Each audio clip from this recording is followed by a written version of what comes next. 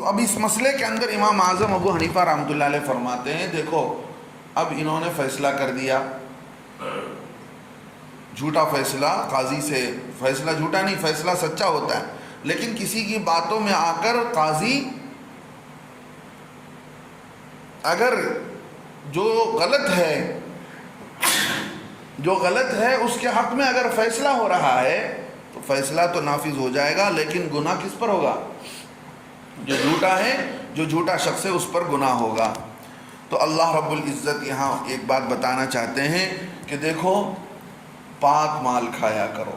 اس سے پہلے بھی بات آئی پارے کے شروع حصے میں، جس میں اللہ رب العزت نے لوگوں سے فرمایا یا ایھا الناس، اے لوگو، کلوا مما فی الارض، زمین میں سے ہر وہ چیز کھاؤ جو اگ رہی ہے، حلالا طیبا، پاک مال کھاؤ، حلال مال کھاؤ۔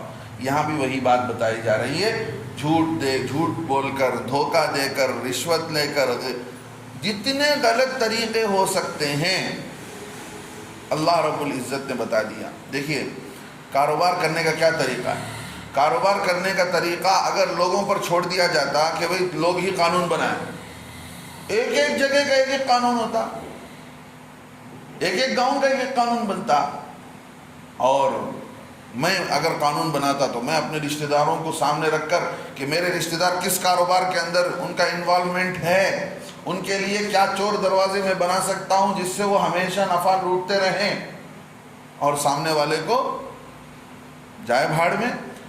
تو انسان اپنے نفع کے خاطر بہت کچھ کر سکتا تھا، لیکن ضرورت اس بات کی تھی کہ اس کائنات کے پیدا کرنے والے ایک اللہ رب العزت اس قانون کو بنائے، تو اللہ رب العزت نے اس قانون کو بنا دیا کہ کوئی بھی چیز اگر اس میں غرر آتی ہے، دھوکہ ہوتا ہے، کوئی بھی کاروبار کے اندر کسی بھی قسم کا دھوکہ ہوتا ہے تو ایسی صورت میں وہ کاروبار صحیح نہیں رہتا۔ دونوں کی رضامندی ضرورت ہے۔ اب ایک آدمی کو معلوم ہے کہ یہ فرسٹ کوالٹی نہیں ہے لیکن فرسٹ کوالٹی بول کر بیچ رہا ہے، تو یہ بھی ناجائز۔ اور جو ہے آدمی کو اس کی حقیقت بتائے بغیر اس کے عیب کا مطلب تمل میں کورے بولتے ہیں، اس کی کمی، اس کے عیب کو بتائے بغیر کاروبار ہو رہا ہے تو یہ بھی صحیح نہیں ہے۔ شرائط بتائے ہیں کاروبار کے اندر۔ پہلی چیز یہ ہے کہ واقعتاً کاروبار ہو۔ اب اس گھڑی کی فروخت ہو رہی ہے، میں بیچنے والا ہوں، یہ خریدنے والے ہیں، تو میرا دینا ان کا لینا ہو آپس کی رضامندی سے۔ کسے کہتے ہیں کاروبار؟ مبادلۃ المال بالمال بالتراضی۔ یہ مال ہے، کیا مطلب؟ اس کی ایک ویلیو ہے، 200 روپے، 500 روپے، جو بھی ہے، اور ان کے پاس پیسے ہیں، مال کے بدلے مال کا لینا ہو رہا ہے آپس کی رضامندی سے۔ لیکن اگر اس کے اندر کوئی کمی ہے، میں نہیں بتا رہا ہوں، اگر جو کمپنی یہاں پر لکھا ہوا ہے وہ اس کمپنی کا نہیں ہے بلکہ یہ کاپی پیس ہے۔ مارکیٹ میں ایسے بہت سارے دھوکے ہوتے ہیں، لوگ فرسٹ کوالٹی بول کر بیچتے ہیں حالانکہ تھرڈ کوالٹی کا مال ہوتا ہے، کمپنی پیس بتا کر اوریجنل پیس بول کر بیچتے ہیں حالانکہ کاپی پیسٹ ہوتا ہے۔ ایسی بہت ساری چیزیں ہوتی ہیں۔ تو ایک نمبر تو کاروبار کا ہونا، نمبر دو ان کے پاس پیسے ہو، میرے پاس کیا ہو؟ چیز ہو۔ تیسری چیز وہ دونوں کا آپس میں رضامند ہو اور وہ چیز یہاں پر موجود ہو، جو چیز دے رہے ہیں، کاروبار کر رہے ہیں، وہ چیز موجود ہو۔ ایسا نہیں کہ فلاں جگہ پر ہے، وہاں سے آپ لے لو، وہاں سے آپ خرید لو۔ بہت سارے لوگ، مثال کے طور پر بہت سارے لوگ درخت خریدتے ہیں، ناریل کا درخت 5 سال کے لیے لے لیتے ہیں، املی کا درخت 5 سال کے لیے لے لیتے ہیں، ابھی فصل آئی ہی نہیں ہے، خرید لیتے ہیں، بالکل جائز نہیں۔ جب تک اس درخت پر پھل نہیں لگتا اس سے پہلے اس کا کاروبار نہیں ہو سکتا۔ ایسے ہی اس کے جیسا ہی آج کے زمانے میں آن لائن بزنس ہے۔ آن لائن بزنس کے اندر بھی کیا ہوتا ہے؟ ایک کمپنی بتاتی ہے کہ دیکھو یہ چیز ہے، تم نے خرید لیا، تمہارے اتنے 1000 روپے میں یہ چیز تمہاری ہو گئی، کہاں ہے تمہارے پاس؟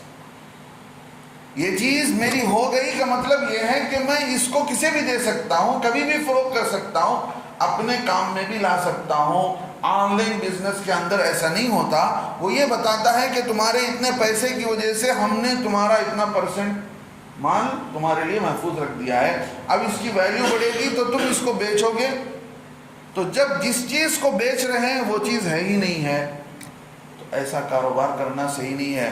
بہت سارے لوگ پڑے ہوئے ہیں، دھوکے میں پڑے ہوئے ہیں، گھر میں بیٹھ کر آن لائن بزنس کرتے بیٹھے ہیں، مسائل نہیں جانتے، علماء سے جا کر مسئلہ نہیں پوچھتے ہیں کہ یہ بزنس صحیح ہے کہ نہیں صحیح ہے، غلط ہے کہ کیا ہے۔ سمجھ رہے ہیں آپ؟ بہت سارے لوگ جن کے دل کے اندر بات کھٹکتی ہے وہ معلوم کرتے ہیں، معلوم کرنا بھی چاہیے، اس لیے کہ آدمی کے عمل کو قبول ہونے کے لیے، آدمی کے ایمان اور اس کے نماز کے قبول ہونے کے لیے فرض بنتا ہے کہ وہ حلال روزی کمائے اور حلال روزی ہی کھائے۔ اللہ کے نبی صلی اللہ علیہ وسلم فرماتے ہیں اس جسم کے لیے جہنم سے بہتر کوئی جگہ نہیں ہو سکتی جو جسم حرام مال میں پلا ہو۔ ہاں، اور ایک حدیث میں بتایا ایک لقمہ حرام مال کا 40 دن کی مقبول عبادتوں کو ختم کر دیتا ہے۔ حرام مال کا ایک لقمہ، اتنی ساری وعیدیں آئی ہیں، اس لیے مال کماتے ہوئے بہت ڈرنا چاہیے، جو ہے وہ بتائے، جو نہیں ہے اس کو نہ بتائے۔ یہ ایک لمبی بحث ہے، اگر اس پر بات ہوگی تو اور وقت درکار، وقت کی ضرورت پڑ جائے گی۔ اللہ فرماتے ہیں دیکھو تم جانتے ہوئے بھی حاکموں کے پاس اس مسئلے کو مت لے کر جاؤ، تمہارے جھگڑوں کو، تم پھر کیا ہوگا، جھوٹی قسمیں کھانے کی وجہ سے تمہارا ہی نقصان ہوگا۔ آگے اللہ فرماتے ہیں یسألونک عن الاہلہ۔ اہلہ یہ ہلال کی جمع ہے۔